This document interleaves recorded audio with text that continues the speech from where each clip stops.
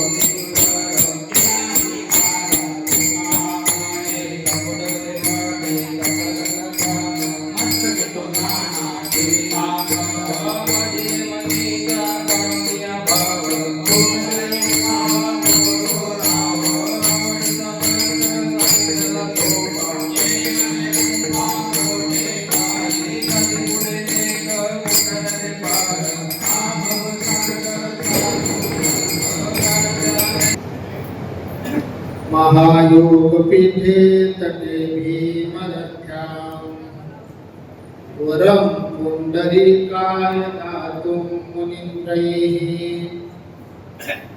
समागत्य तिष्ठन्तमानन्दकन्दं परब्रह्मलिङ्गं भजे पाण्डुरङ्गम् कलावत्सजीवोत्तरार्थावतारम् कलांकांकतेजोदिकामोदिवक्रम् कलानीशवादापनोदारदक्षम् समाधिस्थमूर्तिं भजे ज्ञानदेवम्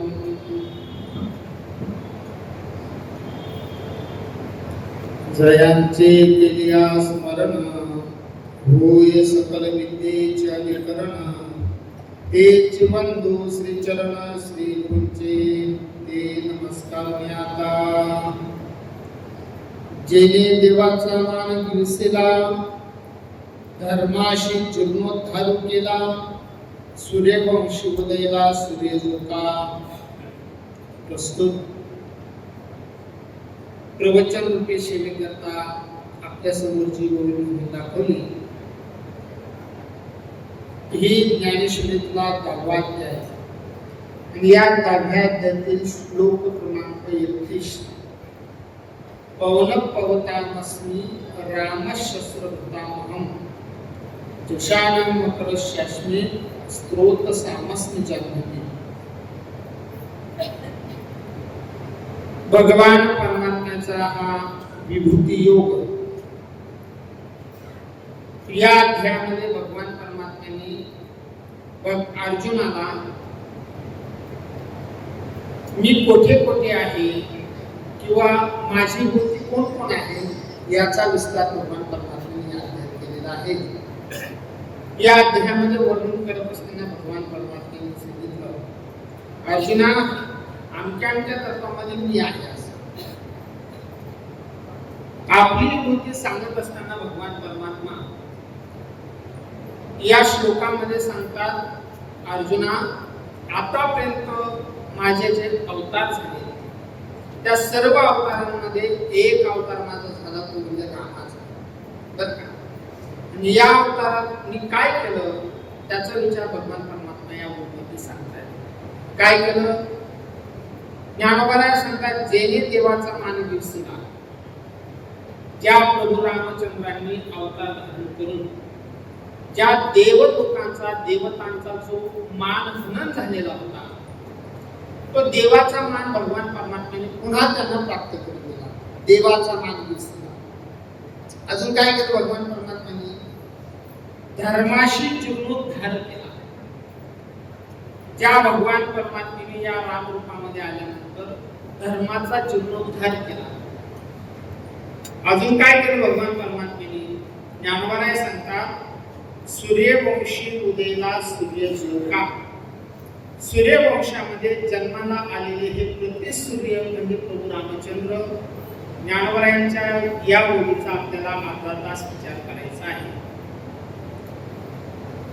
या ओळीच्या संबंधाने आपल्या समोर काहीसं चिंतन, काहीसं बोलण्यापूर्वी अल्पपरिहार द्यायचा तो असा: अखिल कोट ब्रह्मांड नायक राजाधिराज प्रभू रामचंद्र. आवाज येत नाही का? क्लिअर येतोय? श्री विठ्ठल. आता बरं येते का?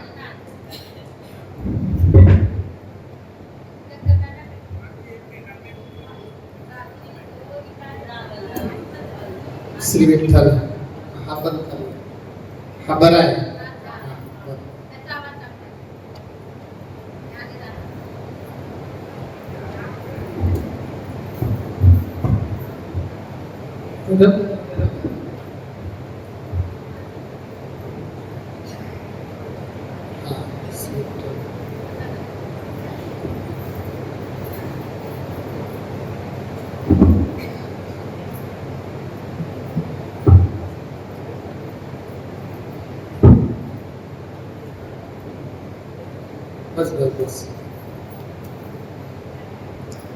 प्रभू रामरायांच्या या भूमीमध्ये रेल्वे निवृत्त कर्मचारी ग्रुप यांच्या संयुक्त विद्यमाने आपल्या प्रतिवर्षाप्रमाणे चालत असणारी ही भगवान परमात्म्याची कथा, कधी भागवत कथा असेल, कधी राम कथा असेल, कधी शिवपुराण शिवकथा असेल, आदरणीय पूज्य गुरुजींच्या मुखातून आपण ही कथा श्रवण करत आहोत. 2016 पासून आपला चालत असणारा हा प्रवास या वर्षी प्रभू रामरायांच्या पदकमलाजवळ आपण विसावलेला आहोत. आणि आजचा आपल्या कथेचा आज शेवटचा दिवस, उद्या शेवटचा दिवस. उद्या कथा संपली म्हणजे आपल्याला प्रत्येकाला घरी जायचं आहे. आणि म्हणून दरवर्षीप्रमाणे एक प्रवचन सेवा सर्वांच्या माध्यमातून दिली जाते. ही सेवा आपल्या समोर करण्याचा प्रयत्न करते. आपल्या भारतामध्ये 7 पुऱ्या सांगितल्या गेलेल्या आहेत.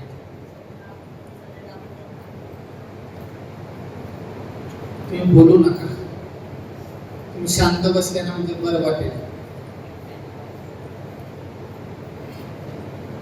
खरं तर विद्वानांसमोर बोलणं जरा अवघडच नाही. ऐका, माझ्याकडे लक्ष द्या. 7 पुऱ्या सांगितलेल्या आहेत. अयोध्या, मथुरा, माया, कांची, अवंतिका, पुरी, द्वारावती चैव सप्तैता मोक्षदायिका असं वर्णन केलेलं आहे. त्याच्यातली ही पहिली सप्तपुरी मधली एक सप्तपुरी म्हणजेच अयोध्या नगरी. मोक्षपुरी का म्हणतात त्याला? याचं कारण असं आहे, या नगरीमध्ये आल्यानंतर जो शरीरमयाचं स्नान करेल, प्रभू रामरायांचं दर्शन करेल, भक्तराज मारुतरायांचं दर्शन करेल, आणि दर्शन केल्यानंतर सर्वात महत्वाचा सत्संग करेल आणि भगवान परमात्म्याच्या नामचिंतनाची साधना करेल, त्याला या पुरीमध्ये मोक्ष हा फुकट मिळतो. बरं का? इथं मोक्ष मिळवण्याकरता बाकीची कुठलीही साधना करण्याची गरज नाही. मोक्ष असे ऐका श्रवणाची माझी ज्ञानेश्वर महाराज वर्णन करतात. आपण जर कधी या ठिकाणी प्रभू रामरायांचं चरित्र ऐकलं भगवान परमात्म्याचं नामचिंतन जर केलं तर आपल्याला इथं फुकट मोक्ष मिळतो, मुक्ती मिळते.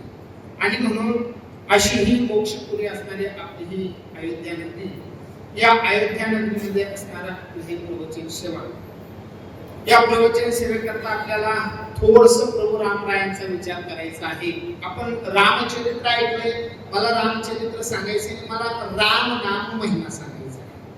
प्रसंग थोडा आपल्याला सांगेल. प्रभू रामरायांनी हनुमंतरायांना विचारलं बरं का, हनुमंतरायांना विचारलं म्हणजे हनुमंता म्हणजे काय, मी जवळ असताना सुद्धा तू सतत माझं नामचिंतन करत राहतो, नाम घेतो, मला एक सांग, मी समोर असताना तुला नाम घेण्याची काय गरज आहे. प्रभू रामरायांनी सांगितलं, रामरायांना हनुमंतरायांनी उत्तर दिलं, म्हणले प्रभू तुमच्या जवळ येण्याचं सद्भाग्य ज्या साधनाने मिळालं ते साधन आता सोडावं वाटत नाही, ते राम नाम माझ्या मुखात राहणार आहे. नव्हे नव्हे तो राम आहे म्हणूनच मला तुमचं दर्शन घडतं, नाही तर काहीच नाही. प्रभू रामरायांनी दुसरा प्रश्न विचारला, म्हणजे मारुतीराया मला एक सांगा, मी श्रेष्ठ का माझं नाम श्रेष्ठ, मी मोठा का नाम मोठं. मारुतीरायांनी प्रभू रामरायांना अत्यंत नम्रतेने सांगितलं, म्हणजे प्रभू ऐका, माझं असं मत आहे. म्हणजे काय मत आहे, इतिमी निश्चलामती, अशी माझी निश्चित मती आहे, माझी बुद्धी म्हणजे काय आहे. रामप्रभूंना हनुमंतराय सांगतात, राम तत्वोधिकम नाम इतिमी निश्चलामती. रामप्रभू सांगतात, देवा तुमच्यापेक्षा तुमचं नाम श्रेष्ठ आहे अशी माझी मती आहे, अशी माझी धारणा आहे, अशी माझी बुद्धी आहे. म्हणजे काय उत्तर दिलं, त्वयेका तारिका अयोध्या नामना तू भुवनत्रय. रामप्रभूने सांगितलं, म्हणजे प्रभू तुम्ही फक्त अयोध्या नगरीचं त्राण केलं, अयोध्या नगरीला तारलं, पण तुमचं नाव मात्र त्रैलोक्याला पावन करत आहे. किती दिवस पावन करणार आहे, जोपर्यंत चंद्र सूर्य आहे तोपर्यंत परमात्म्याचं नाम त्रैलोक्याला उद्धार करणारं ठरणार आहे. आपण परवाच्या दिवशी ज्या ठिकाणी प्रभू रामचंद्रांनी आपला विग्रह समाप्त केला, गुप्तार घाट, गुप्तार घाट म्हणजे जिथं आपला विग्रह गुप्त केला तो गुप्तार घाट आपण दर्शन करून आलो. त्या गुप्तार घाटामध्ये प्रभू रामचंद्रांनी या अयोध्या नगरीमध्ये असणारे तत्कालीन त्यांच्या टायमाला असणारे जेवढे काही भाविक होते सर्व नगरीला आपल्या बरोबर घेऊन सर्व नगरी समेत प्रभू रामचंद्र आपल्या साकेत धामाला गेले. प्रभू रामचंद्रांचा राहण्याचे जे स्थान आहे त्याला साकेत धाम म्हणतात. त्या साकेत धामाला गेले. प्रभू रामचंद्रांना मारुतीराया सांगतात, म्हणजे देवा तुम्ही फक्त अयोध्या नगरीत आले, तुम्ही अयोध्या नगरी सोडून शेजारच्या गावाला तारायला गेले नाहीत, पण तुमचं नाम असं आहे, हे नाम नुसतं अयोध्येला तारेल असं नाही, निव्वळ भारताला तारेल असं नाही, नामना तू भुवनत्रय, तिन्ही भुवनांना तारणार हे देवा तुमचं नामचिंतन आहे. आणि म्हणून देवा माझं असं मत आहे, म्हणजे काय मत आहे, तुमच्यापेक्षा तुमचं नाम श्रेष्ठ आहे. प्रसंग तुम्हाला सर्वांना ज्ञात आहे. आज बहुतेक गुरुजींनी सांगितलं असेल काल परवा.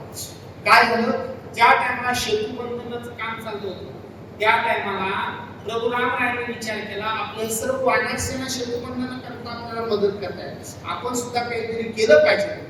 याकरता प्रभू रामचंद्रांनी असं म्हणतात, एक दगड घेतला आणि तो सेतू बांधण्याचं काम चालू होतं ना, तिथं दगड टाकला, अर्थात तो दगड समुद्राच्या तळाशी जाऊन पोहोचला. प्रभू रामरायांनी विचार केला, आपण याला कदाचित मंत्र न म्हणता हा दगड टाकला असेल. प्रभू रामचंद्रांनी पुन्हा दुसरा दगड घेतला, पुन्हा दगड टाकला काहीतरी मंत्र म्हणून, पण तो दगड पुन्हा खाली करला.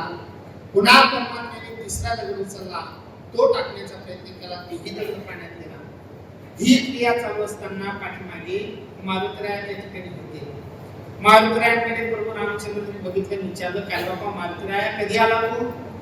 देवाला मारुतीराया सांगतात, म्हणजे प्रभू तुम्ही पहिला दगड टाकण्याचा प्रयत्न केला तेव्हापासून मी आहे. प्रभू रामरायांनी मारुतीरायांना सांगितलं, म्हणजे मारुती म्हणजे काय, माझ्या हाताने दगड बुडतो हे तुला माहिती झालं, मला माहिती आहे, तिसऱ्याला माहित करू नको.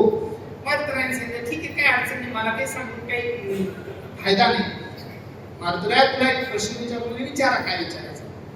कारण तुम्ही दगड टाकता तो दगड तरतो आणि मी दगड टाकल्यानंतर दगड बुडतो, असं का घडतं? मारुतीरायांनी प्रभू रामचंद्रांना दोन उत्तर दिले. पहिलं उत्तर दिलं, म्हणजे देवा ऐका, आम्ही जीव आहोत, तुम्ही देव आहात, तुमचा धर्म काय आहे? टाकून देणे हा तुमचा धर्म आहे का जवळ करणे तुमचा धर्म आहे? जवळ करणे हा तुमचा धर्म आहे. तुम्ही जर एकदा टाकून दिलं की त्या जीवाला जगात कोणीही उद्धरू शकत नाही. तुमचा धर्म टाकायचा नाही, तुम्ही दगड टाकून दिला. तेव्हा या विश्वामध्ये ज्या दगडाला कोणीच जवळ करत नाही, त्या दगडाला जर तुम्ही हाताशी घेतलं तर तो उद्धार, त्याचा उद्धार झाल्याशी राहत नाही. पण एखाद्या जीवाला, एखाद्या दगडाला सर्व जग मानते, फक्त तुम्हीच हातात धरत नाही. मला वाटतं तेव्हा त्या दगडाला या विश्वात कोणीच टाळू शकत नाही. मुद्दा एक आहे, तेव्हा तुमचं काम आहे धरणे, टाकणे हा तुमचा धर्म नाही. हे पहिलं उत्तर. दुसरं उत्तर असे देवा, म्हणजे काय, आमच्या हाताने दगड करतो हा आमचा पुरुषार्थ नाही, तुमच्या हाताने दगड बुडतो हे तुमचं कमीपणा नाही देवा. म्हणजे काय, त्याचं उत्तर असे देवा, आमच्या हाताने दगड करत नाही, दगड करतो तो तुमच्या नामाने, तुमच्या नामाने दगड करतो. हा आमचा पुरुषार्थ नाही, हा तुमच्या नामाचा पुरुषार्थ. म्हणजे कार्य मात्र एवढं जर माझ्या नामाचा पुरुषार्थ मला कसा कळला नाही?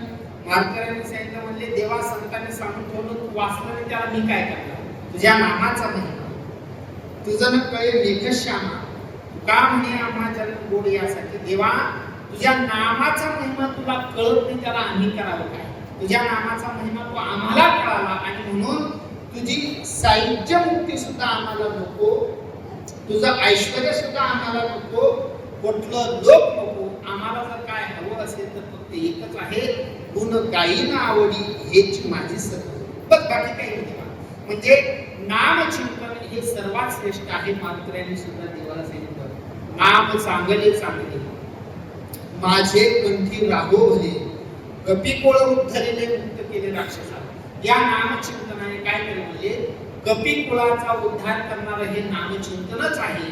नवे नवे राक्षसांना मुक्त करणार सुद्धा भगवान परमात्म्याचं नामचिंतनच आहे. या भगवान परमात्म्याच्या नामचिंतनाने राक्षसांचा उद्धार होतो. याच नामचिंतनाने समुद्रामध्ये दगड करतात. हा भगवान परमात्म्याच्या नामचिंतनाचा महिमा आहे. आता पुढचं चिंतन अजून महत्वाचं तुमच्यासोबत बोलण्याचा प्रयत्न करेन. भगवान परमात्म्याचं नाम महिमा आपण सर्वांनी ऐकला. मला एक सांगा, इथं मला वाटतं जेवढी मंडळी बसली आहेत ना, याच्यातला एकाचाही संत महात्म्यांच्या शब्दावर अविश्वास नाही, म्हणजे सर्वांचा विश्वास, वादच नाही. देवाच्या नामचिंतनाने दगड करतात. मला एक सांगा, दगड जर करतो तर मग आपण करणार नाही का? वास्तविक दगड जड आहे, आपण चेतन आहोत. मग जड दगडाचा जर उद्धार होतो, दगड जर करतो तर मग चेतन माणसं करणार नाहीत का? तर ते फक्त अडचण एक आहे. काय अडचण आहे? ते नामचिंतन दगडाने आपल्या अंगावर कोरून घेतलं. ते नामचिंतन आपल्याला आपल्या मनावर कोरून घेता आलं पाहिजे. बस एवढंच आहे, बाकी काही नाही. ज्याला नामचिंतन आपल्या मनावर कोरून घेता आलं त्याचा बेडा पार झाला. ज्याला नाही जमलं, ते काही केलं तरी त्याला पुनरुपी जनन पुनरुपी मरणम या संसारात त्याला येणं म्हणजे येणं नक्कीच आहे. अजून जरा पुढे बोलेल तुम्हाला. मला एक सांगा, या विश्वामध्ये भाग्यवान कोण आहे? या विश्वामध्ये दुर्दैवी कोण आहे? आपल्या मनाने आपण व्याख्या करायची नाही. जरा तुम्हाला परमार्थातल्या व्याख्या सांगतो, अत्यंत गोड व्याख्या आहे. ऐका, आपल्या भारताची लोकसंख्या जवळपास जवळजवळ 150 कोटीच्या आसपास आहे. बरोबर आहे का नाही? एवढ्या लोकांमध्ये आपल्या महाराष्ट्रामध्ये किती लोक आहेत? एवढ्या लोकांमध्ये अनेक लोक तीर्थयात्रा करत राहतात. पण आपला जसा उपक्रम आहे असा उपक्रम कुठल्याही टूरमध्ये किंवा कुठल्याही लोकांकडे हा उपक्रम नाही, फक्त आपल्याकडे आहे. काय उपक्रम आहे? आपल्याकडे सकाळी उठल्यानंतर विष्णू काकडारती, विष्णू सहस्रनाम आणि विष्णू सहस्रनाम झाल्यानंतर कथा, सायंकाळी हरिपाठ असा उपक्रम आपण 10 वर्षापासून राबवत आहोत. 10 वर्षापासून आपल्याबरोबर फिरत असताना अजून काही ग्रुपमध्ये जाण्याचा योग आला, पण त्या ग्रुपमध्ये एवढे नियम किंवा एवढी साधना कुठल्याही ग्रुपमध्ये घडत नाही. मला एक सांगायचं आहे, सर्व लोकांमध्ये आपण भाग्यवान नक्कीच, वादच नाही. आपलं भाग्य म्हणून आपण इथं आलो. ज्याच्या भाग्यात आहे त्याला परमार्थ घडतो, ज्याच्या भाग्यात नाही त्याला परमार्थ घडत नाही. आपण आपण आपल्या मनाला प्रश्न विचारा. मला एक सांगा, परमार्थ श्रीमंतीत घडतो का गरिबीत घडतो? गरीबालाही घडत नाही, श्रीमंतालाही घडत नाही. ज्याच्या भाग्यात आहे त्याला घडतो. गरिबीत घडतो असं जर म्हणत असाल तर अनेक गरीब लोक देवाचं नाम न घेता झोपून राहतात, त्यांच्या दैवात नाही. पण श्रीमंत लोकांना घडतो असं काही नाही. अनेक श्रीमंत लोक देव मानत नाहीत, बरोबर आहे का नाही? म्हणजे परमार्थ गरीबाचा नाही, श्रीमंताचा नाही, परमार्थ भाग्यवानाचा आहे. मला हे सांगायचं. अजून पुढे सांगतो, लक्ष करू काय का, आपण सर्व या ठिकाणी आलो, आपण भाग्यवान वादच नाही, पण आपल्याला आपलं कल्याण करून घेण्याकरता जे पुण्य लागतं, जे भाग्य लागतं, ते भाग्य सर्वांच्या ठिकाणी असेलच असं नाही. म्हणजे क्षेत्रात येण्याचं भाग्य आहे, पण क्षेत्रात आल्यानंतर क्षेत्रातला विधी संपादन करणे, संपन्न करणे याचं भाग्य सर्वांनाच असेल असं काही नाही. कोणाचं भाग्य कमी असेल, कोणाचं जास्त असेल, वाद नाही. ज्ञानेश्वर महाराजांनी आपल्याला दोन प्रकारचं भाग्य आपल्या समोर ठेवले बरं का. दोन्ही प्रमाणात तुम्हाला सांगतो. ज्ञानेश्वर महाराज सांगतात, तुम्ही प्रपंचामध्ये कोणाला भाग्यवान म्हणतात, कोणाला दुर्दैवी म्हणतात, याच्याशी काही घेणं देणं नाही. परमार्थामध्ये कोण भाग्यवान आहे, कोण दुर्दैवी आहे, सोप्या व्याख्या तुम्हाला सांगतो बरं का. ऐका, पहिली व्याख्या तुम्हाला भाग्यवानाची सांगू का दुर्दैवीची सांगू? भाग्यवानाची सांगतो. ऐका काय व्याख्या आहे. ज्ञानेश्वर महाराज सांगतात, मोक्ष देखील आला, काय म्हणजे तो भाग्यविन कला, साधूचा अंकिला हरिभक्त. ज्ञानोबा सांगतात, साधना करून मोक्षाच्या शिवे प्रयत्न ज्याने आपली वजन मारलेली आहे, मनुष्य देहात आल्यानंतर पहिला भाग्यवान तो आहे. पहिला भाग्यवान. दुसरा भाग्यवान कोण आहे? ज्ञानेश्वर महाराज सांगतात, हरिनाम सार, जिव्हाया नामाची उपमा त्या दैवाची कोण मानेल, त्याच्या दैवाबद्दल कोण वर्णन करणार आहे, याचा अर्थ तो सुद्धा भाग्यवान आहे. म्हणजे कोण भाग्यवान आहे? ज्ञान मार्गातून मोक्ष मार्गापर्यंत ज्यांनी वजन मांडले तो एक भाग्यवान आहे. आणि ज्यांनी आपल्या जीवनामध्ये भगवान परमात्म्याच्या नाम चिंतनाची साधना केली तो भाग्यवान आहे. हे दोन भाग्यवान आहेत. आता दुर्दैवी कोण? ज्ञानेश्वर महाराजांचीच प्रमाण सांगतो तुम्हाला. ज्ञानेश्वर महाराज सांगतात, बरं का दादा, गोपजोनी करंटा नेने अद्वैत वाटा, रामकृष्ण पैठा कैसा होय. ज्ञानेश्वर महाराज सांगतात, गोपजोनी अद्वैत वाटा नेने तो करंटा. पहिली व्याख्या सांगितली ज्ञानेश्वर महाराजांनी. ज्ञानोबांनी दुसरे प्रमाण सांगतो, दुसऱ्या प्रमाणात करंटा सांगितला. कोणता? ऐका, ज्ञानेश्वर महाराज सांगतात, नाही ज्याशी भक्ती तो पतिता भक्त, हरीशी न भजत दैव हत. दैव हत याचा अर्थ त्याचं दैव गेलेले, याचा अर्थ तो दुर्दैवी आहे. मी काय आपल्याला सांगतो, ज्ञानेश्वर ज्ञानोबा सांगतात, भगवान परमात्म्याची नाम चिंतनाची साधना किंवा भक्ती जो करतो, कुठली भक्ती म्हणजे नुसतं भजन करणं हीच भक्ती असं नाही. अर्थात आता आपण पाहतोय 10 वर्षापासून आपण इथं सतरंजा टाकण्यापासून तर चहा वाटण्यापासून, स्वयंपाक करण्यापासून, स्वयंपाक वाढून लागायचं काम करण्यापासून आपण सगळी मंडळी जी जी सेवा करतोय ही सगळी देवाची भक्तीच आहे बरं का. भक्ती या शब्दामध्ये भज धातोय. माझ्याकडे लक्ष द्या. भजती म्हणजे सेवा करणे. येथे सेवा हा दारवंटा तो स्वाधीन करी सुगटा ओळखुनी, तरी तरुण जीवे चरणाशी लागावे, गर्भता करावे दाशी सगळं. ज्ञानेश्वर महाराज सांगतात, आपल्याला परमात्म्याच्या दारात जर जायचं असेल, घरात जर जायचं असेल तर आपल्याला सेवा रूपी दारवंटा ओलांडावाच लागतो. आपण जर सेवा रूपी दारवंटा जर नाही ओलांडला तर आपण देवाच्या घरामध्ये शिरू शकत नाही.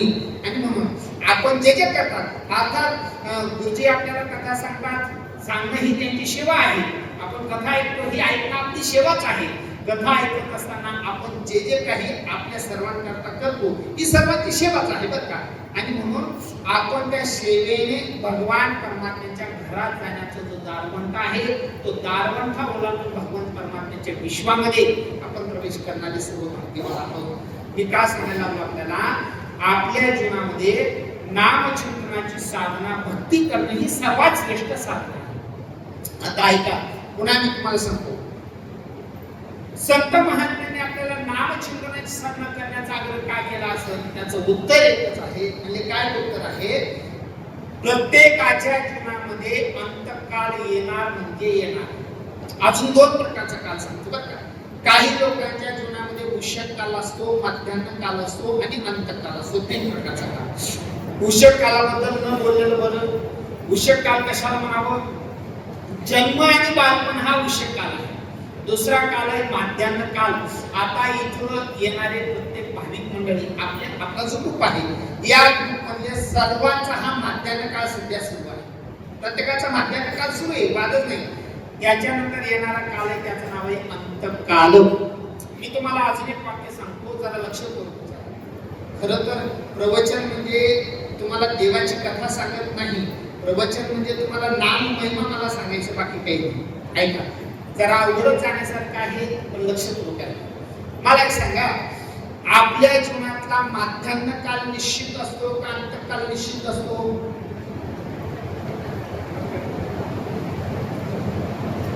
कंटाळा येत नाही ना? परत विचार करून मला उत्तर द्या. माणसाच्या जीवनातला मध्यान्ह काल निश्चित आहे का अंतकाल निश्चित आहे? अंतकाल निश्चित आहे. बरं, मध्यान्ह काल? मध्यान्ह काल अनिश्चित आहे. अनिश्चित. मी जरा विनोदाने 2-4 वाक्य सांगतो, तेवढे लक्ष करू. काय का मला एक सांगा, आपल्या प्रत्येकाच्या घरामध्ये, बरं का, प्रत्येकाच्या घरामध्ये किंवा नातेवाईकांमध्ये असे बरेच मुलं आहेत की ज्यांचं अजून लग्न होत नाही. आहेत का प्रत्येकाच्या घरामध्ये? काहीच्या घरामध्ये आहेत, काही करून बसले, निवांत झाले, त्यांचा प्रश्न सोडा. ज्यांचं शिल्लक आहे त्यांच्याकरता बरोबर. मला एक सांगा, ज्यांचं राहिलेलं आहे त्यांचं होईलच का? शंकर काका काय वाटतं तुम्हाला? शिवनाथ महाराज असं म्हणतात का होणार नाही? असं होऊ शकतं. मला उत्तर एकच द्यायचं आहे, होईल का नाही होईल सांगता येत नाही. हे त्याचं उत्तर हेच आहे, सांगता येत नाही. बरं, आता पुढचं वाक्य सांगू, ज्यांचं झालं त्यांचं टिकेलच का? ते सांगता येत नाही. बरं, पुढचं वाक्य सांगतो. मला सांगा, ज्यांचं गाडा चांगलं चालू आहे त्यांना मुलं होतीलच का? सांगता येत नाही. ज्यांना मुलं झाले त्यांना त्या मुलावर चांगले संस्कार टाकता येतीलच का? सांगता येत नाही. ज्यांना संस्कार टाकता येतात त्यांना मुलांकरता बंगले बांधता येतीलच का? सांगता येणार नाही. ज्यांना मुलांकरता बंगले बांधता येतात त्यांना म्हातारपणामध्ये त्या बंगल्याचा आनंद मिळेलच का? सांगता येणार नाही. मी आतापर्यंत तुम्हाला जे विचारलं त्याच्यातली कुठलीही गोष्ट निश्चित नाही, सगळं अनिश्चित आहे. मला एक सांगा, तुम्ही जी गोष्ट अनिश्चित आहे त्याच्याकरता प्रयत्न करत नाहीत का? माझा प्रश्न इथे, जी गोष्ट अनिश्चित आहे त्याच्याकरता आपण प्रयत्न करत नाहीत का? प्रयत्न करतो, नक्की करतो, केलाच पाहिजे, वाद नाही. मला हेही महत्वाचं सांगायचं नाही. आता मला पुढचं महत्वाचं सांगायचंय. मला मामा सांगा, आपल्या जीवनातला अंतकाल निश्चित आहे का अनिश्चित आहे? निश्चित आहे. मध्यान्ह काल अनिश्चित. बरं, काही आहे, मध्यान्ह काल अनिश्चित आहे पण अंतकाल निश्चित आहे. मला हे सांगायचं, माणसाच्या जीवनातला अंतकाल निश्चित आहे. मग या मध्यान्ह कालाकरता जो काळ अनिश्चित आहे याच्याकरता आपण राबतो, लोक ते प्रयत्न करतो. जो काळ निश्चित येणार आहे त्याच्याकरता काय प्रयत्न? जो अनिश्चित आहे त्याच्याकरता आपले प्रयत्न वाढत नाही. पण जो काळ निश्चित येणार आहे त्याच्याकरता आपले प्रयत्न काय आहे? त्याच्याकरता जो प्रयत्न करावा लागतो तो प्रयत्न म्हणजे देवाची कथा. ऐका, लक्षात ठेवा. काय तो प्रयत्न म्हणजे भक्ती, तो प्रयत्न म्हणजे नामचिंतन. अजून एक वाक्य सांगतो, कथा ऐकल्यानंतर ती कथा इकडनं ऐकून इकडं बाहेर नाही गेली पाहिजे. इकडनं बाहेर गेली पाहिजे. जी कथा आपण ऐकली ती कथा आपल्या अंतःकरणामध्ये 1 तासाची नसेल, 1 मिनिटाची जरी अंतःकरणामध्ये स्थिरावली तरी आपलं कल्याण होऊ शकतं. पण ती कथा आपल्या अंतःकरणामध्ये गेली पाहिजे. मी का सांगत होतो, आपल्याला कथा काय ऐकायची आहे? जन्म मरणाची व्यथा दूर व्हावी याकरता भगवंताची कथा ऐकायची. पण याच्या पलीकडे कथा ऐकण्याचं दुसरं काही कारण नाही. आमच्या जीवनातली व्यथा कमी व्हावी याकरता कथा ऐकायची आहे. जरा 2 वाक्य पुन्हा तुमच्या समोर जाता बोलून जातो. भगवान प्रभू रामचंद्रांनी या भूमीमध्ये जन्म घेतला. तो राजवंशामध्ये जन्म घेतला. राजपुत्र आहे. याच्या पलीकडे भगवान परमात्म्याचा हा पूर्ण अवतार आहे. परिपूर्णोत्तम साक्षात श्री कृष्ण नान्य एव हि एक कार्यार्थमागत्यम कोटी कार्यांच करा. पूर्ण अवतार प्रभू रामचंद्राचा आहे आणि परिपूर्ण अवतार भगवान गोपाल कृष्णाचा आहे. मला एक सांगा, पूर्ण अवतार प्रभू रामचंद्र असताना सुद्धा भगवान परमात्म्याला 14 वर्ष आपलं घरदार सोडून जंगलामध्ये फिरावं लागलं का नाही? मला एक सांगा, जर देवाला जर वनवासामध्ये जर फिरावं लागलं तर आपल्याकडे 2 दिवस 4 दिवस जर दुःखाचा प्रसंग जर आला तर त्या दुःखाच्या प्रसंगामध्ये आम्ही हिंमत का सोडावी? रामचरित्रात आपल्याला हे शिकायचं आहे, देव असून जर एवढ्या संकटाला सामोरा जातो तर आपण जीव असून थोड्या संकटाला का घाबरावं? त्यांच्या दुःखातनं आपलं दुःख वजा करा, जे शिल्लक राहील तो आनंद आपल्या जीवनात आनंद शिल्लक राहील. का रामकथा ऐकायची? पुढचं वाक्य सांगेन तुम्हाला. सीतामैया कोण आहे? सीतामैया एक जीवनमुक्त महापुरुषाची कन्या आहे. राजा दशरथाची, आपल्या जनक राजाची कन्या आहे. बरोबर आहे का नाही? बरं, इकडे जनकांसारखा बाप आहे आणि राजा दशरथांसारखा सासरा आहे. कोण दशरथ? जे स्वर्गात गेल्यानंतर इंद्र जेव्हा आपलं आसन सोडावून त्यांना बसण्याकरता आसन द्यावं, हा ज्यांचा अधिकार आहे ते महाराजा दशरथ आहे. कोण दशरथ? ज्यांच्यामध्ये साक्षात त्रैलोक्याच्या बापाने जन्म घ्यावा तो राजा दशरथ आहे. हा एवढा मोठा तिचा सासरा आहे. बरं, पती कोण आहे? त्रैलोक्याचा मालक प्रभू रामचंद्र हा पती आहे. मग एवढा ऐश्वर्य तिच्या भाग्यात आलं, एवढा ऐश्वर्य असून सुद्धा 14 वर्षापर्यंत डोक्याखाली दगड घेऊन झोपली. पण 14 वर्षाच्या वनवासामध्ये सीतामैयाने प्रभू रामचंद्रांना परत विरोधात एकही शब्द कधी बोलली नाही आणि कधीच एवढं दुःख तुमच्यामुळे माझ्या वाट्याला आलं असं कधीच बोलली नाही. आम्ही काय शिकायचं? आम्ही हेच शिकायचं, आमच्या जीवनामध्ये कसाही प्रसंग आला तरी सुद्धा तो प्रसंग सीतामैयाचं चरित्र आपल्या डोळ्यासमोर ठेवायचं. 14 वर्ष दुःख भोगलं, ती अपशब्द बोलत नाही. मग आम्ही मिनिटाच्या 2 मिनिटाच्या दुःखाकरता अपशब्द का बोलावा? हे रामकथेतून आम्हाला शिकायचं. असं प्रत्येक पात्रात आपल्याला काहीतरी शिकण्यासारखं आहे. मला मुद्दा एक सांगायचा आहे, जीवनाची व्यथा कमी करण्याकरता रामकथा आहे, कृष्ण कथा आहे.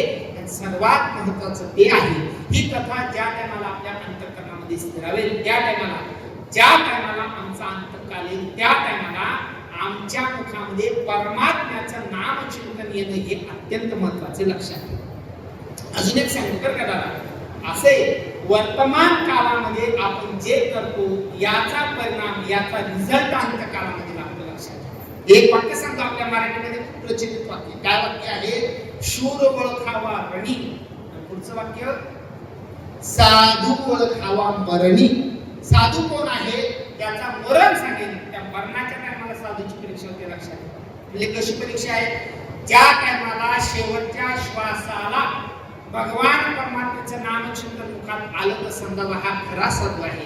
आणि शेवटच्या श्वासाला जर आपल्याला देवाचं नामचिंतन मुखात आलं नाही, देवाचं नाम सोडून दुसरं जर काही आलं तर समजावं हा साधू नाही. अंतःकाळामध्ये देवाचं नामचिंतन येणं हे अत्यंत महत्वाचं आहे. लक्षात ठेवा. आपल्याकडे नामदेव महाराजांच्या प्रमाणे नामदेव महाराज सांगतात, अंतःकाळी ज्याच्या नाम आले मुखा तुकांते सुखा पार नाही. तर तुकाराय सांगतात, अंतःकाळामध्ये ज्याच्या मुखात देवाचं नाम आले. मी पुन्हा तुम्हाला सांगतो, माझ्याकडे लक्ष द्या. मला सांगा, देवाचं नाम आले का देवाचं नाम घेतले? आले. आले बरं का? आले. एक सांगतो तुम्हाला, मृत्यू असा भयानक आहे, त्या टायमाला आपल्यासमोर सर्व फिरतं, फक्त देवाचं नाम येत नाही. त्या टायमाला जर देवाचं नाम आलं तर मग त्याच्यासारखा आनंद, त्याच्यासारखा शेवट, त्याच्यासारखा गोड शेवट जगात कोणताच नाही. अंतःकाळी ज्याचे नाम आले मुखा तुका म्हणे सुखा पार नाही. त्या टायमाला राजा दशरथाने आपला प्राण सोडला. त्या टायमाला राम राम राम कहे राम, राम कहे राम 6 वेळा राम राम म्हटले आणि आपला प्राण सोडला. मी का आपल्याला सांगतो, अंतःकाळामध्ये राम मुखात यावा लागतो, त्या टायमाला घेतलं जात नसतं बरं का. आता पुढचं वाक्य महत्वाचं सांगतो. हे वाक्य प्रत्येकाने कधीच विसरू नका. अत्यंत महत्वाचं वाक्य आहे. अंतःकाळामध्ये मुखामध्ये राम येण्याकरता अंतःकाळ येत नाही तोपर्यंत आपल्याला प्रामाणिक पद्धतीने तो राम मनामध्ये साठवावा लागतो. त्या राम नामाची साधना करावी लागते. काय असतं? वर्षभर आपण जो अभ्यास करतो ना तोच आपण परीक्षेमध्ये लिहित असतो, तसं आयुष्यभर ज्याने राम नामाची साधना केली त्याच्याच फक्त अंतकालामध्ये मुखात राम येतो, अन्यथा मुखात राम येत नाही. ऐका, अजून एक तुम्हाला गोष्ट सांगतो. रामायणाचा प्रसंग आहे, थोडं 2 मिनिटांचा सांगतो. ज्या टायमाला प्रभू रामचंद्र लक्ष्मण महाराज सीतामायाचा शोध करत करत आपल्या नाशिक पंचवटीमध्ये निघाले. जाता जाता इगतपुरी घोटी परिसरात गेले. आणि इगतपुरी घोटी परिसरातनं पूर्व दिशेला 25-30 किलोमीटर अंतरावर एक क्षेत्र आहे, त्याचं नाव सर्व तीर्थ टाकेल. सर्व तीर्थ टाकेल तीर्थक्षेत्र आहे. त्या क्षेत्रामध्ये प्रभू रामचंद्र गेले. जवळ जवळ जात असताना त्यांच्या कानावर एक पुसट असा नामचिंतनाचा ध्वनी त्यांच्या कानावर येतो देवाचा. राम राम राम. प्रभू रामरायाने सांगितलं, लक्ष्मणा म्हणजे काय बोलू? अरे माझ्या कानावर कोणीतरी नामचिंतन करते, ते ध्वनी माझ्या कानावर येतात. तुझ्या कानावर येतात का? लक्ष्मणाने सांगितलं, हो देवा माझे कानावर येतात. चला बरं जाऊया आपण. प्रभू रामचंद्र लक्ष्मण महाराज त्या ठिकाणी जातात. पाहतात त्या ठिकाणी जटायू पंख तुटून त्या ठिकाणी पडलेला आहे, रक्तबंबाळ झालेला आहे. त्याचा आवाज त्याचा शब्द फुलफुल जायला लागलेला आहे. प्रभू रामचंद्र धावत जवळ जातात. गेल्यानंतर त्या ठिकाणी आपली मांडी त्या जटायूचं मुंडकं आपल्या मांडीवर ठेवतात. जटायूला विचारतात, का रे बाबा कोण तू, कशी अवस्था झाली, कोणी तुझी अशी अवस्था केली? जटायूने पहिलं वाक्य सांगितलं, मी राजा दशरथांचा मित्र आहे. बरं म्हणजे ही दशा काय झाली? त्याच राजा दशरथांची सून म्हणजे सीतामैया प्रभू रामरायांची भार्या, तिला रावण पळून नेत असताना मी त्याचा विरोध केला. विरोध केल्यानंतर आमच्या दोघांमध्ये युद्ध झालं. युद्ध संपत नव्हतं. शेवटी त्यांनी मला विचारलं, का रे तुझं मरण सांग. मी माझं मरण सांगतो, तू एक घाव टाकायचा, मी एक घाव टाकेल. जो मरेल तो जो जगेल. आमचं ठरलं. रामाने मला चुकीचं सांगितलं, पायाच्या अंगठ्यात मरण आहे, मी त्याला प्रहार केला पण तो मेला नाही. माझी पाळी आली, मी सांगितलं माझं मरण माझ्या पंखात आहे. रामाने माझे पंख तोडलेले आहेत, मी मरणार आहे. पण एकच इच्छा आहे, जाता जाता ज्याची भार्या आहे त्याला हा निरोप द्यावा, तुझी भार्या रावणाने नेलेली आहे. बस याच्याकरता जगतो, बाकी काहीच नाही. राम प्रभूने सांगितलं, बाबा तू माझ्या वडिलांचा मित्र आहे, मी माझे काका असतील, मला वडिलांप्रमाणे आहात. ज्याची भार्या नेलेली जो राम आहे तो मीच आहे. मीच या ठिकाणी माझीच पत्नी नेलेली आहे. मला एक सांगा, तुम्ही माझ्याकरता राम कार्याकरता जर आपलं बलिदान देत असाल तर रामाचंही काही कर्तव्य म्हणजे काय कर्तव्य आहे मला एक सांगा. मी तुम्हाला जीवदान देतो, तुमचे पंख पुन्हा जोडून देतो. तुम्हाला आजपासून 1000 वर्षाचं आयुष्य देतो आणि 1 योजनपर्यंत तुम्हाला दिसत अशी तुम्हाला दिव्य दृष्टी देतो. देऊ का तुम्हाला? जटायूने सांगितलं, म्हणजे तुम्ही राम आहात? म्हणजे हो. तुम्ही मला पंख लावून देणार, तुमच्यावर विश्वास आहे? म्हणजे हो. बरं तुम्ही आयुष्य देणार याच्यावर विश्वास आहे? बरं तुम्ही मला दिव्य दृष्टी देणार याच्यावर विश्वास आहे? पण मला एका शंकेचं, एका प्रश्नाचं उत्तर द्या. म्हणजे काय प्रश्न आहे? मला एक सांगा, तुम्ही मला 1000 वर्षाचं आयुष्य देणार आहात, पण 1000 वर्षाचं आयुष्य भोगल्यानंतर का असेना मरण येणार का नाही मला? म्हणजे हो, मरावं तर लागेल तुम्हाला. मग ज्या टायमाला मला 1000 वर्षानंतर मरण येईल त्या टायमाला तुमचं नाम माझ्या मुखात राहील का? ज्या टायमाला मरण येईल त्या टायमाला मला तुमची मांडी मिळेल का? ज्या टायमाला मरण येईल त्या टायमाला तुमचं स्वरूप माझ्या डोळ्यासमोर असेल का? प्रभू रामरायाने सांगितलं, म्हणजे जटायू महाराज याच्यापैकी तुम्हाला काय मिळेल न मिळेल मी सांगू शकत नाही. म्हणजे 1000 वर्षानंतर ज्या टायमाला मरण येईल त्या टायमाला तुमच्या मुखामध्ये माझं नाम असेलच सांगता येत नाही. माझं स्वरूप तुमच्या डोळ्यासमोर असेल सांगता येत नाही. सर्वात महत्वाचं माझी मांडी मिळेल का सांगता येत नाही. मग जटायूने पुन्हा उत्तर दिलं, देवा 1000 वर्षाचं आयुष्य भोगून जर हे मिळत नसेल तर मग मला ते 1000 वर्षाच्या आयुष्याची गरज नाही.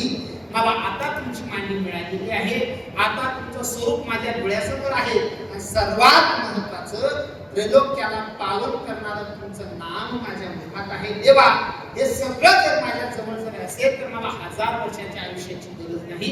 बस तुमचं असं स्वरूप डोळ्यासमोर असावं, नामचिंतन मुखात असावं, नामचिंतन करत करत माझा शेवटचा श्वास निघावा, याच्या पलीकडे मला काहीच नको. मी का सांगितलं, जटायू महाराजांनी आपल्या जीवनामध्ये शेवटच्या श्वासापर्यंत भगवंताचं नामचिंतन करत करत आणि डोळ्याने भगवंताचं तत्वाचं स्वरूप आपल्या हृदयात साठवत साठवत इहे लोकांची यात्रा परिपूर्ण केली आणि प्रभू रामरायांच्या स्वरूपामध्ये समाविष्ट झाले. मी का आपल्याला सांगतो, आपल्याही जीवनामध्ये भगवान परमात्म्याचं नाम चिंतन हे अंतःकरणामध्ये कोरल्यात जावं याकरता देवाच्या नाम चिंतनाची साधना करत राहणे हे अत्यंत महत्त्वाचे, अत्यंत श्रेष्ठ आहे. काय असतं, आपल्या जीवनामध्ये आपण एकदा जरी चुकून जरी राम म्हटलं तरी तो राम म्हटलेलं वाया जात नाही. पण तेवढ्यावरच थांबावं का, तेवढ्यावरच थांबू नये. जेवढं शक्य तेवढं नाम चिंतनाची साधना करावी. कशी साधना करावी, आमचे तुकाराम मला सांगतात, कामामध्ये काम, काही म्हणा राम राम, जाईल भविष्य वस्तू होईल दुःखाची. तुकोबारा सांगतात, नामचिंतनाची साधना करण्याकरता हातातलं काम सोडण्याची गरज नाही. हातातलं काम करता करता साधना करता येते, ती म्हणजे नामचिंतनाची साधना. कामामध्ये काम, काही म्हणा राम राम, जाईल भविष्य वस्तू होईल दुःखाची. तुकोबारा सांगतात, देवाचं नामचिंतन काम करत असताना आपल्याला करता येतं. ते नामचिंतन आपल्या हातातून घडावं, म्हणजे जेणेकरून आपल्या या लोकांमध्ये आपण ज्या करता आलेलो आहोत ते आपल्या जीवनामध्ये असणारी ती साधना सफल होईल. याकरता नामचिंतनाची साधना आहे, याच करता परमार्थ आहे. बस एवढं झालं की आपल्या जीवनातली जी कर्तव्यता संपते, आपल्या जीवनामध्ये परमार्थ घडावा. याकरता आपला हा रेल्वे ग्रुप, या ग्रुपच्या माध्यमातून आपण गेल्या 10 वर्षापासून हा कथेचा उपक्रम करत आहोत. या वर्षी आपली ही कथा प्रभू रामरायांच्या पदस्पर्शाजवळ बसलेली आहे. पुढची कथा कुठे असेल ते सांगतील. या कथेकरता मी नेहमी सांगत राहतो, कथा म्हटली की त्याला चारी बाजूने प्रत्येक गोष्टीचं एक पाहणं असतं, प्रत्येक गोष्टीचं नियोजन करणं असतं. बरं का, एक वाक्य सांगतो. काय असतं, पडद्यावर काम करणारी काही मंडळी असतात आणि पडद्याच्या पाठीमागं काम करणारी काही मंडळी असतात. मला वाटतं पडद्यावर जेवढे काम करतात त्याच्यापेक्षा 4 पटीने जास्त लोक पडद्याच्या मागं काम करत असतात. बरोबर आहे का नाही? तेव्हा पडद्यामागची जी मंडळी आहे त्याच्यामध्ये सर्वच ग्रुप का, त्यातल्या त्यात विशेष करून आमचे श्री भगवान काका लोखंडे, त्याच्यानंतर आमचे श्री दादासाहेब भास्कर लोखंडे काका, मुरलीधर काका, तसेच त्र्यंबक काका, चंद्रकांत पाटील काका, ही सर्व मंडळी आणि त्यांच्याबरोबर म्हणजे आमचे शंकर काका असतील, त्याच्यानंतर आमचे काका असतील वगैरे, ही सर्व मंडळी, हे सर्व मंडळी त्या ठिकाणी सर्व आपलं काय असेल ते सर्व विसरून त्या सर्व मंडळींना सहकार्य करत राहतात. त्यांचाही या ठिकाणी सिंहाचा वाटा वादच नाही. ही सर्व मंडळी आपल्या प्रयत्नात असते. तदनंतर आपल्या कथेतले सर्वात महत्त्वाचं म्हणजे कथा गुरुजींकडे असते. गुरुजी मोठ्या प्रेमाने आपल्या कथा सांगत असतात. जो विषय आपल्याला ज्ञात नाही तोही विषय गुरुजी आपल्या समोर मांडण्याचा प्रयत्न करत असतात. त्याच्यानंतर दुसरा विषय तो म्हणजे काकडा आरती. काकडा आरती नंतर असणारा आपला विषय म्हणजे हरिपाठाचा. खरं तर आपलं भजनी मंडळ मी नेहमी सांगत राहतो, आपल्या भजनी मंडळामध्ये आमचे श्री हरिभक्तपरायण आमचे झांबरे काका, त्याच्यानंतर श्री हरिभक्तपरायण आमचे गणेश भाऊ, श्री हरिभक्तपरायण आमचे वारके काका, आमचे काकाश्री, या सर्वांच्या सहकार्याने विशेष करून आपल्या श्री हरिभक्तपरायण राधाताई, आपल्या सर्वांच्या सहकार्याने आपला काकडा, हे खरं तर आपला काकडा जो आनंद आहे हा आनंद कुठंच नसतो ना कदा. आणि अजून एक वाक्य सांगतो, आपल्या साधनेतला सर्वात महत्त्वाचा भाग जर कोणता असेल तर तो काकडा आहे. एक अजून एक वाक्य सांगतो, ज्याला वाटताना माझं मन देवाच्या चरणाजवळ लवकर लागावं त्यांनी काकडा ऐकावा. करता येत असेल तर काकडा करावा आणि ऐकता येत असेल तर काकडा ऐकावा. मी कशाकरता सांगतो, सकाळी सकाळी जी साधना घडते ही साधना खरी देवा करता असते बरं का. काकडा तर काही तुम्ही सर्व लोक येत नसतात, तुम्हाला झोपेचा विरह सहन होत नाही, तुम्ही काही सगळी मंडळी काकड्याला येत नाहीत, पण काकड्यासारखा आनंद कशात नसतो लक्षात घ्या बरं का. काकड्याचा आनंद काही आगळा वेगळा असतो. आणि सकाळी जेवढी मंडळी येतात तेवढी आम्ही सकाळी काकडा करत राहतो. या काकड्यामध्ये सर्वांचं योगदान आहे, सर्वांच्याच सहकार्याने हा आपला काकडा संपूर्ण होतो. तसं हरिपाठामध्ये सर्व मंडळी आपापल्या पद्धतीने आनंद घेत असतो. सर्वांच्या सहकार्याने आपला हा हरिपाठ सुद्धा संपन्न होत असतो. मला वाटतं उद्या सकाळी आपला काकडा होईल, तो उद्या शेवटचा काकडा आहे. ज्याला ज्याला शक्य त्याने उद्याच्या काकड्या करता येण्याचा प्रयत्न करा. संध्याकाळी सर्व जरी आटोपलं तरी सुद्धा आपल्याला संध्याकाळी भोजन करून निघायचं ना. भोजनाच्या अगोदर उद्या संध्याकाळी आपला हरिपाठ होईल, उद्या शेवटचा हरिपाठ, शेवटचा काकडा होईल अशी सर्वांना विनंती करतो.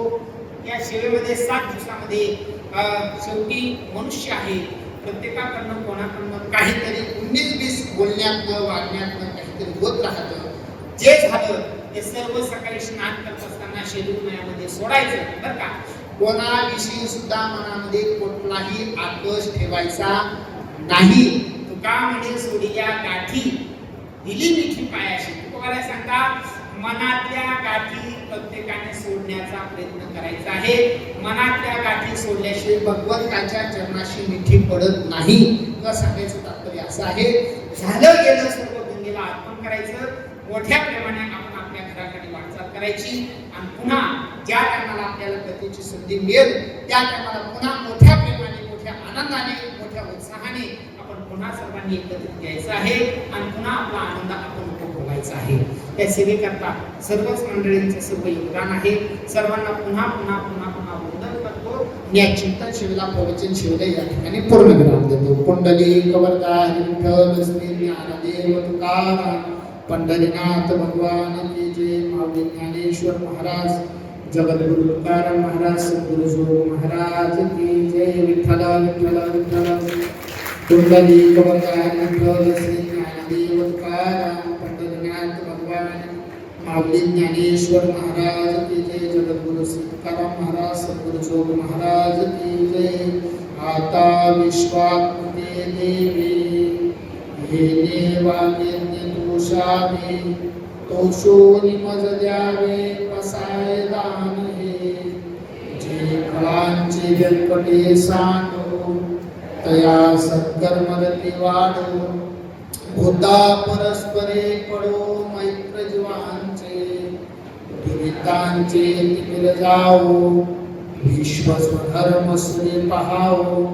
जो जे वांछिल तो ते गाहो प्राणी जात, वर्षत सकळ मंगळी ईश्वर निष्ठांची मानियाळी.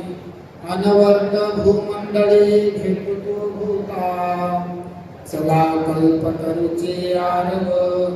चेतना चिंतामणीचे गाव, बोलतिजे अर्णव पियुषांचे.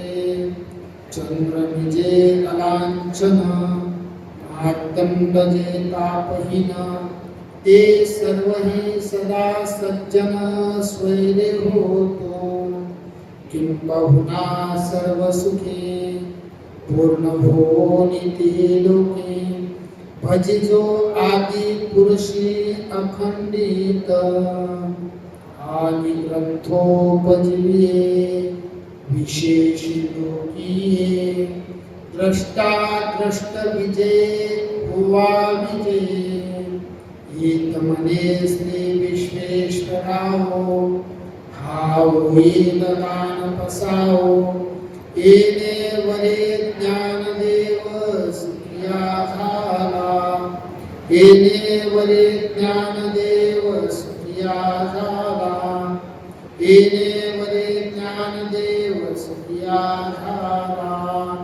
ओम पूर्णमद पूर्णमिदं पूर्णात् पूर्णमुदच्यते. पूर्णस्य पूर्णमादाय पूर्णमेवावशिष्यते. हरिः ओम. शांति शांति शांति.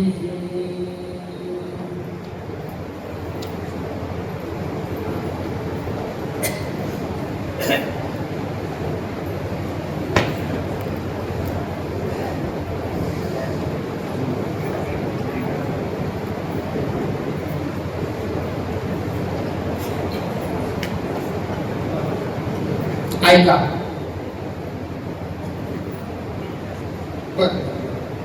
ऐका.